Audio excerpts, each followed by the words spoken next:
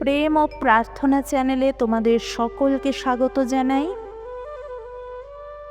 আজ এক বিশেষ গল্প তুলে ধরছি, যেটি সত্য ঘটনার উপর বলা যেতে পারে। এক বিধর্মী ইসলাম ধর্মাবলম্বী খান সাহেবও কিভাবে শ্রীকৃষ্ণের কৃপা লাভ করলেন, সেই বিষয়েই গল্পটি রচিত এবং এটি বৃন্দাবনে ঘটে যাওয়া এক সত্য ঘটনা। তবে চলুন শুরু করা যাক। একটি পানের দোকানে প্রতিদিনই পান খেতে আসতেন খান সাহেব। জায়গাটি বৃন্দাবন থেকে বেশ খানিকটা দূরে, আর প্রতিদিনই তার একটি ছবিতেই চোখ আটকে যেত। এমন মনোহরণকারী রূপ তিনি আগে দেখেননি। এমন এক বালক, যার গাত্রবর্ণ শ্যামলা, কাজল কালো চোখ, মাথায় ময়ূর পুচ্ছ, হাতে বংশী, অধরে মুচকি হাসি, অপরূপ সুন্দর সেই বংশীধারী, অর্থাৎ গোপাল গোবিন্দের একটি ছবি, যা ছিল অপূর্ব। কিন্তু খান সাহেব তো শ্রীকৃষ্ণ সম্বন্ধে কিছু জানতেনই না। তাই কৌতূহলবশত দোকানদারকে জিজ্ঞাসা করলেন, এই বালকটি কে, যাকে এত সুন্দর দেখতে? তোমার পরিচিত কেউ? এত রূপ যার, অথচ পায়ে একটা জুতো নেই কেন? অমন কচি কচি পায়ে তো কাঁটা ফুটে যেতে পারে। দোকানদারও মজা করার সুযোগ ছাড়লেন না। তিনিও খান সাহেবকে বললেন, হ্যাঁ, আমার বড়ই আপন বালকটি।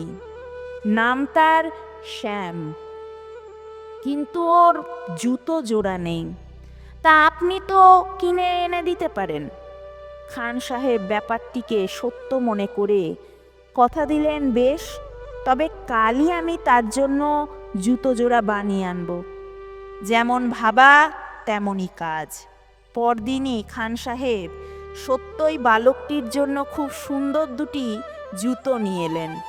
দোকানদারকে বললেন, কই, শ্যামকে ডাকো, আমি নিজের হাতে তাকে জুতো জোড়া পরিয়ে দিই।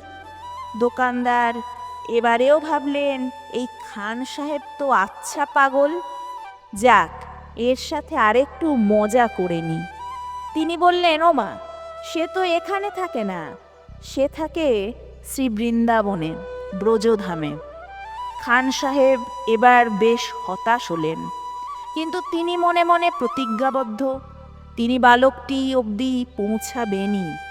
তিনি তার কচি কচি দুটি রাঙা পায়ে জুতো পরাবেনই। তিনি রওনা হলেন শ্রী বৃন্দাবনের উদ্দেশ্যে। সেখানে গিয়ে জনে জনে জিজ্ঞাসা করতে লাগলেন, আপনারা শ্যাম নামক বালককে চেনেন? সকলেই বলতে লাগলেন, কে শ্যাম? শ্যাম নামে তো অনেকেই আছে, কার কথা বলছেন আপনি? না, আমরা চিনি না। এমতো অবস্থায় এক সজ্জন ব্যক্তি খান সাহেবকে জিজ্ঞাসা করলেন, আপনার শ্যামকে কেমন দেখতে?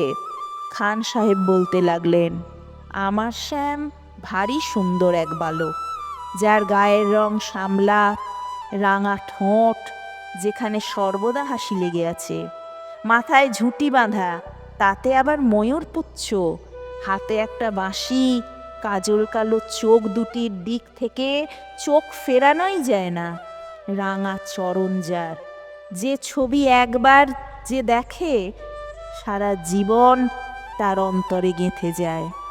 এমনই দেখতে আমার শ্যামকে। বলতে পারো তাকে কোথায় পাবো? এবার ওই ব্যক্তি খান সাহেবকে বাঁকে বিহারীর মন্দিরে ঠিকানা দিলেন আর বললেন, আপনি কার কথা বলছেন আমি বুঝেছি, আপনি এই ঠিকানায় গেলেই তার দর্শন পাবেন। এই বলে ওই সজ্জন ব্যক্তিটি চলে যায়। ইতিমধ্যে খান সাহেব পৌঁছে যান বাঁকে বিহারীজির মন্দিরে, কিন্তু সেখানে তাকে প্রবেশ করতে দেওয়া হয় না। হিন্দু ধর্ম ব্যতীত সেখানে প্রবেশ নিষিদ্ধ। তাই তিনি মনের দুঃখে মন্দিরের একটি সিঁড়িতে বসে কাঁদতে থাকেন আর বলেন, অত দূর থেকে শুধু তোমার সঙ্গে একবার দেখা করব বলে ছুটে এসেছি। তোমার ছোট্ট দুটি পায়ে জুতো জোড়া পরিয়ে দেব বলে কত আশা করে এসেছি, আর তোমার কাছ অবধি পৌঁছাতেই পারলাম না। ধীরে ধীরে রাত্রি হয়ে আসে, চারিদিক জনশূন্য হয়ে যায়।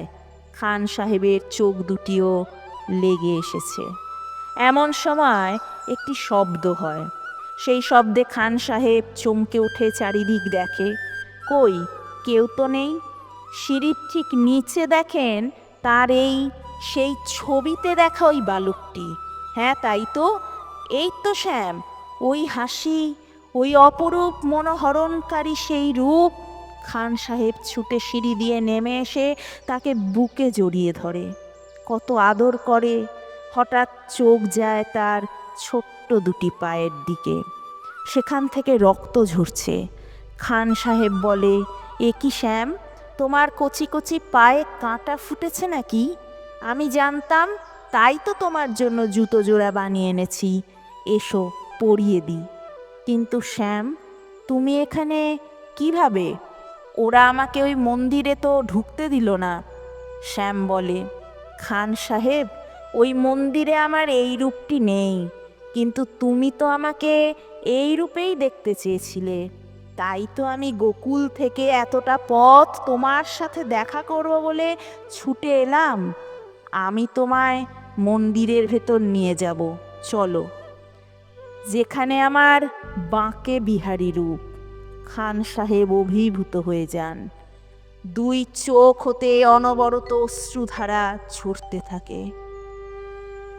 যে ভক্ত যে রূপে ভগবানকে দর্শন করতে চায়, ভগবান সেই রূপেই তার কাছে ধরা দেয়, যাই গল্পটি থেকে প্রমাণিত হয়।